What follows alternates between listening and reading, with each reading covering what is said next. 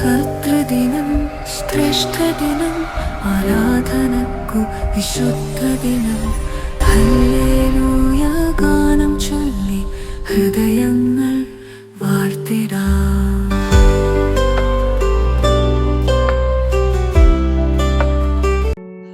ത്രിയേക ദൈവത്തിൻ്റെ വലിയ തിരുനാമത്തിന് മഹത്വമുണ്ടായിരിക്കട്ടെ.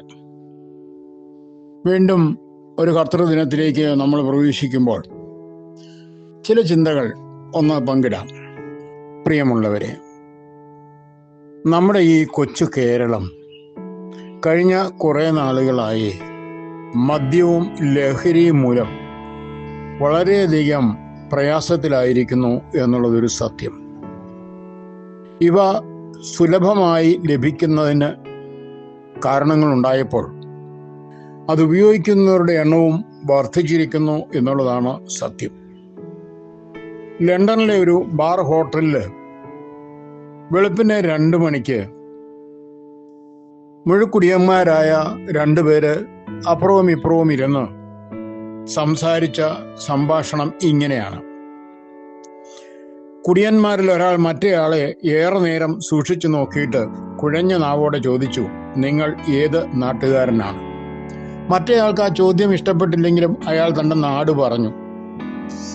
ഉടനെ അയാൾ പറഞ്ഞു, അയ്യോ, എൻ്റെയും നാട് അവിടെ തന്നെയാണല്ലോ, നിങ്ങൾ ഏത് പട്ടണക്കാരനാ? അയാളെ പട്ടണത്തിൻ്റെ പേര് പറഞ്ഞപ്പോൾ, അയ്യോ, എൻ്റെയും പട്ടണം അത് തന്നെയാണല്ലോ. ആട്ടെ, ആ പട്ടണത്തിൽ എവിടെയാ നിങ്ങളുടെ വീട്? വളരെ കുടിച്ച് ലക്കില്ലാതിരുന്നെങ്കിലും രണ്ടാമത്തെ കുടിയൻ അഡ്രസ്സ് കൃത്യമായിട്ട് പറഞ്ഞു. ഓക്ക്വുഡ് സ്ട്രീറ്റിൽ 2332 എൻ്റെ നമ്പർ. ഈ മറുപടി കേട്ടപ്പോൾ പൊട്ടിച്ചിരിയോടെ ആദ്യത്തെ കുടിയൻ പറഞ്ഞു, ഇത് നല്ല തമാശ, എൻ്റെ അഡ്രസ്സും അത് തന്നെയാണല്ലോ.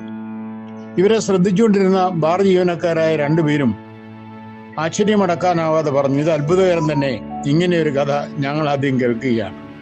എന്നാൽ മറ്റേയാൾ പറഞ്ഞു, ഇതിൽ ആശ്ചര്യപ്പെടാനൊന്നുമില്ല, രാവിലെ ഇവരിവിടെ കുടിക്കാനെത്തിയപ്പോൾ ജ്യേഷ്ഠനും അനുജനുമാണെന്നാണ് സ്വയം പരിചയപ്പെടുത്തിയത്.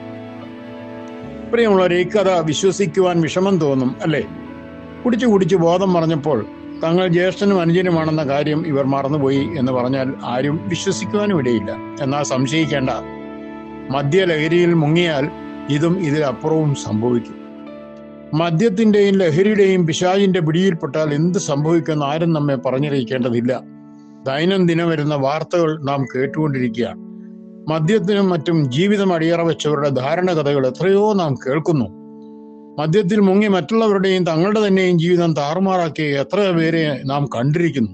പക്ഷെ എന്നിട്ടും എന്തേ നമ്മുടെ ഓരോ തലമുറയിലും ഒട്ടേറെ പേർ മദ്യത്തിന് അടിമകളായി മാറുന്നു. ലഹരി വസ്തുക്കളുടെ പുറകെ പോകുന്നവർ അതിന് വിശദീകരണം നൽകാൻ ഒട്ടും പിന്നോക്കമല്ല.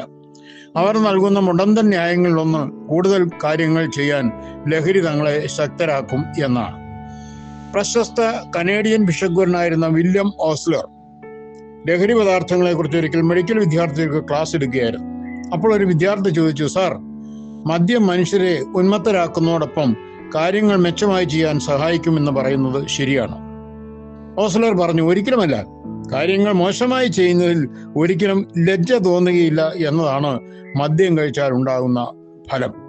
ഓസ്ലർ പറഞ്ഞത് സത്യമാണെന്ന് സമ്മതിക്കാതിരിക്കാൻ ആവില്ല.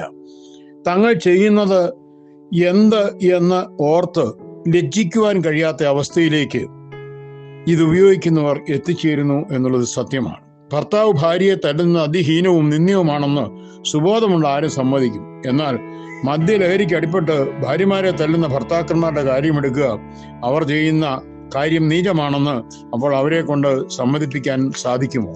ഒരിക്കലുമില്ല. മദ്യം കഴിക്കുന്നവരെല്ലാം മോശക്കാരാണ് എന്ന് ഞാൻ പറയുന്നില്ല. പക്ഷേ മദ്യം എന്ന ബലഹീനതയ്ക്ക് അടിമപ്പെട്ടാൽ നമ്മുടെ ജീവിതമാകെ അലങ്കോലമാകും.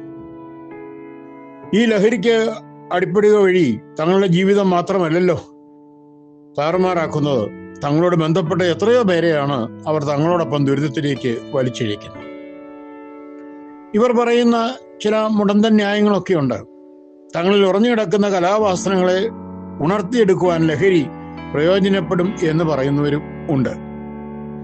അത് എത്രമാത്രം സാധിക്കുമെന്ന് നമുക്കറിയില്ല. കുടിച്ചു തൻ്റെ കഴിവുകൾ താൻ നശിപ്പിച്ചു എന്ന ബോധ്യം ഉണ്ടാകുമ്പോഴേക്കും ആ ആള് എവിടെ എത്തുന്നു എന്ന് നമ്മൾ കാണുന്നുണ്ട്. മദ്യം വിഷമാണ് എന്ന് മദ്യപിക്കുന്നവരും പറയും. എന്നാൽ മദ്യം ഉപേക്ഷിക്കുന്ന കാര്യം വരുമ്പോൾ അവരുടെ ആത്മധൈര്യമൊക്കെ ചോർന്നു പോവുകയും ചെയ്യും. പിന്നെ കൂടുതൽ ആത്മധൈര്യം ലഭിക്കുവാൻ വേണ്ടിയാവും അവർ കുടിക്കുക. പ്രിയമുള്ളവരെ, കുടിച്ച് കൂത്താടി തകർക്കേണ്ടതല്ല നമ്മുടെ ജീവിതം. ജീവിതത്തെ മെച്ചപ്പെടുത്തുവാനല്ലാതെ തളർത്തുവാൻ നമുക്ക് അവകാശമില്ല.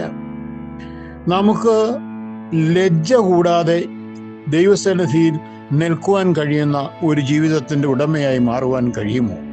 അതുപോലെ മറ്റുള്ളവരുടെ ജീവിതം മെച്ചപ്പെടുത്തുന്നതിന് അവരെ സഹായിക്കാനല്ലാതെ അവരെ തകർക്കുവാൻ നമുക്ക് അധികാരമില്ല എന്ന് നാം മനസ്സിലാക്കുക. മദ്യവും ലഹരിയും നമ്മെ മാടി വിളിക്കുമ്പോൾ ഈ വസ്തുതകൾ അല്പമെങ്കിലുമൊക്കെ നമ്മുടെ ഓർമ്മയിൽ സജീവമായി നിൽക്കട്ടെ എന്ന് ഈ സന്ധ്യയിൽ ഞാൻ ആഗ്രഹിച്ചു പോവുകയാണ്. ആയതുകൊണ്ട് ഈ വിഷയം നിങ്ങളുടെ ചിന്തയിലേക്ക്, നിങ്ങളുടെ ഓർമ്മയിലേക്ക് കൊണ്ടുവന്നു എന്ന് മാത്രം. ദൈവം നിങ്ങളെ എല്ലാവരെയും അനുഗ്രഹിക്കട്ടെ. ശുഭരാത്രി നേരുന്നു. നിങ്ങളുടെ ജോൺ പോൾ കോറപ്പിസ്കോപ്പ അച്ഛൻ.